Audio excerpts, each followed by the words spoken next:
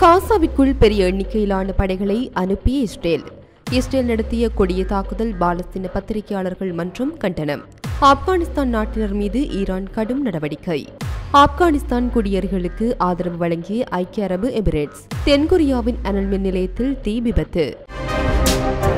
இதற்கு முன்னர் நீங்கள் உங்களுடைய சேனலை தினமும் பார்வையிடும் பார்வையாளரா அல்லது புது பார்வையாளரா என்பதை கீழே இருக்கும் கமெண்ட்ஸ் பக்கத்தில் மறக்காம பதிவிடுங்க. அத்துடன் முதன்முறையாக எங்களுடைய சேனலை பார்வையிடுகிறீர்கள் என்றால் சப்ஸ்கிரைப் பண்ணி உங்கள் ஆதரவை வழங்குங்க. வாங்க காணொளிக்குள் போகலாம்.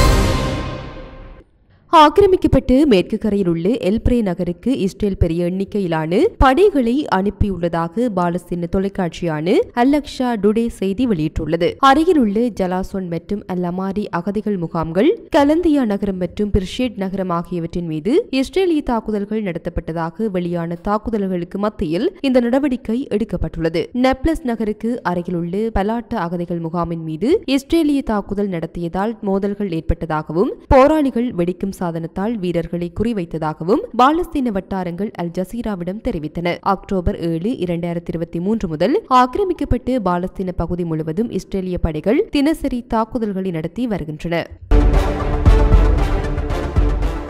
இந்த நிலையில் கான்யூனிஸில் உள்ள நாசர் மருத்துவ வளாகத்திற்கு அருகில் பத்திரிகையாளர்கள் தங்கியிருந்த கூடாரத்தின் மீது இஸ்ரேல் நடத்திய கொடிய தாக்குதலுக்கு பாலஸ்தீன பத்திரிகையாளர்கள் மன்றம் கண்டனம் தெரிவித்துள்ளது. இந்த தாக்குதலில் ஒரு பத்திரிகையாளரும் மற்றும் ஒரு இளைஞரும் கொல்லப்பட்டனர். இந்த தாக்குதலில் குறைந்தது 7 பத்திரிகையாளர்கள் காயமடைந்தனர். பாலஸ்தீன பத்திரிகையாளர்கள் மன்றம் ஒரு அறிக்கையில் குண்டுவெடிப்பை கொடூரமான குற்றம் மற்றும் அனைத்து சர்வதேச சட்டங்கள் மற்றும் மரபுகளையும் மீறிய பத்திரிகையாளர்களை வேண்டுமென்றே குறிவைத்து ஒரு குற்றம் என்று விவரித்தது.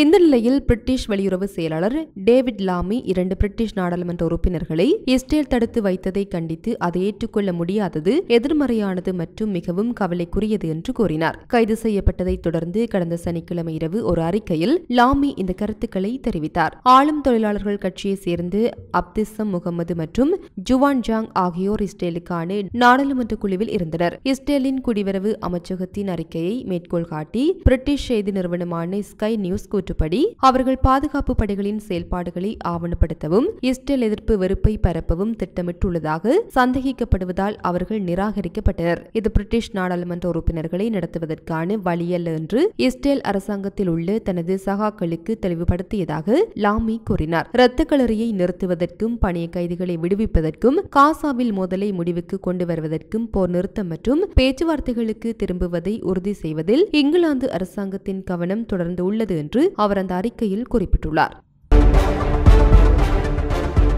இந்த நிலையில் வடக்கு ஏமன் மீது அமெரிக்க படைகள் குண்டுவீச்சு நடத்தியதாக கவுதிகளுடன் தொடர்புடைய அல் மசீரா தொலைக்காட்சி செய்தி வெளியிட்டுள்ளது. அல் மசீராவின் கூற்றுப்படி அமெரிக்க படைகள் வடக்கு சாதா மாகாணத்தின் அல் சப்ட்ரா மாவட்டத்தில் உள்ள அல் அம்மார் மீது 3 தாக்குதல்களையும் அருகிலுள்ள கச்சா மாகாணத்தின் அப்லஸ் மாவட்டத்தில் உள்ள பானிகஷன் பகுதியில் மேலும் 3 தாக்குதல்களையும் நடத்தின. சனாவில் கொல்லப்பட்ட 4 பேரில் 2 பெண்கள் அடங்குவதாக ஜேமன் சுகாதார அமைச்சகம் தெரிவித்த நிலையில் இந்த தாக்குதல்கள் நடந்துள்ளன. சனாவில் காயமடைந்தவர்களின் எண்ணிக்கை குறைந்தது 25 ஆக உயர்ந்துள்ளதாகவும் இதில் 11 பெண்கள் மற்றும் ஒரு குழந்தையும் அடங்குவர் என்றும் குறிப்பிடப்பட்டுள்ளது.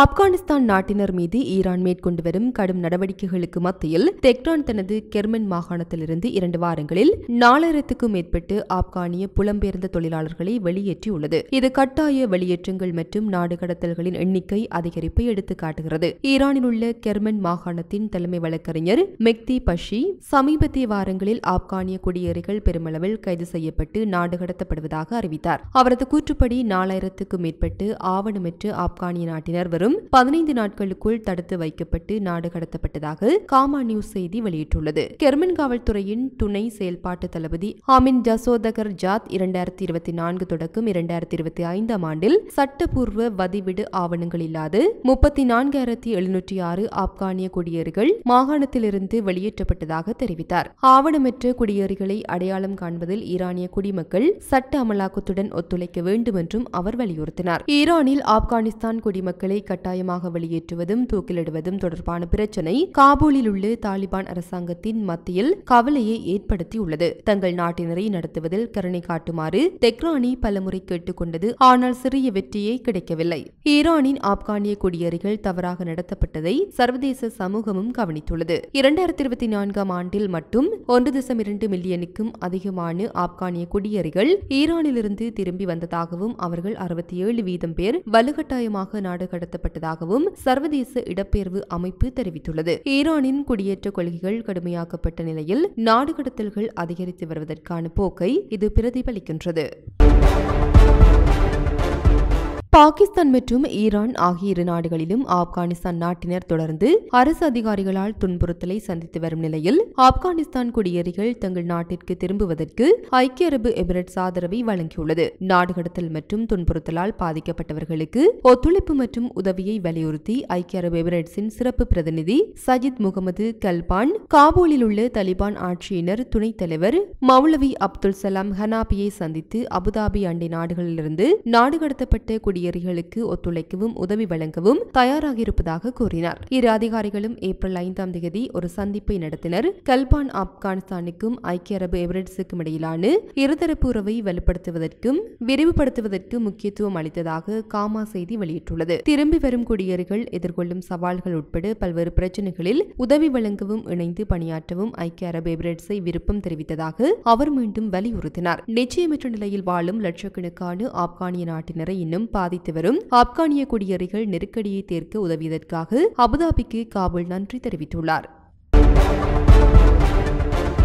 காங்கோ ஜனநாயக குடியரசின் தலைநகரான கின்ஷாசாவில் பெய்த கனமழையால் குறைந்தது 33 பேர் உயிரிழந்ததாக அதிகாரிகள் அதிகாலை தெரிவித்தனர். கடந்த வெள்ளிக்கிழமை முதல் சனிக்கிழமை வரை இரவு முழுவதும் பெய்த கனமழையால் தலைநகரின் பல மாவட்டங்களில் பெரும் சேதம் ஏற்பட்டுள்ளதாகவும் டஜன் கணக்கானோர் காயமடைந்துள்ளதாகவும் ஏராளமான வீடுகள் சேதமடைந்துள்ளதாகவும் துணை பிரதமரும் உள்துறை மற்றும் பாதுகாப்பு அமைச்சருமான ஜக்மைன் ஷபானி தெரிவித்தார். இதற்கு பதிலளிக்கும் விதமாக அரசாங்கம், ஆயுதப்படைகள், பல அமைச்சகம் மற்றும் கின்ஷா மாகாண அரசாங்கத்துடன் ஒருங்கிணைந்து ஒரு நெருக்கடி மேலாண்மை பிரிவை அமைத்து மக்களை வெளியேற்றவும் அவசரகால குழுக்களை அனுப்பவும் நடவடிக்கை எடுத்துள்ளது. வெள்ளம் நகரின் உள்கட்டமைப்பில் பெரும் பகுதியை முடக்கியுள்ளது, முக்கிய சாலைகளை மூழ்கடித்துள்ளது மற்றும் நகரம் முழுவதும் பரவலான மின்சாரம் மற்றும் நீர்த்தடைகளை ஏற்படுத்தியுள்ளது.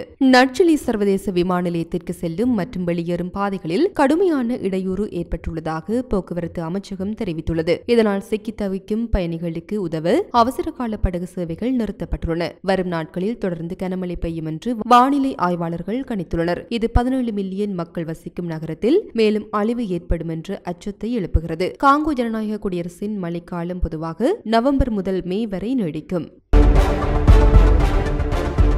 தென்கொரியாவின் அனல் மின் நிலையத்தில் தீ விபத்து ஏற்பட்டுள்ளது. தலைநகர் சியோலுக்கு தெற்கே சுமார் 3200 கிலோமீட்டர் தொலைவில் உள்ள ஜோசெவில் உள்ள அனல் மின் நிலையத்தின் ஒரு பகுதியில் இருந்து உள்ளூர் நேரப்படி காலை 9:28 மணியளவில் தீப்பிழம்புகள் மற்றும் புகை கிளம்பின. இந்த பகுதி 2021 முதல் செயல்பாட்டை நிறுத்திய ஒரு கந்தக நீக்க நிலையமாகும். மேலும் இது இடிக்கப்படுகின்றது. எந்த உயிரிழப்பும் ஏற்படவில்லை என்றும் விபத்துக்கான சரியான காரணத்தை தீயணைப்பு அதிகாரிகள் விசாரித்து வருகின்றனர் என தெரிவிக்கப்பட்டுள்ளது.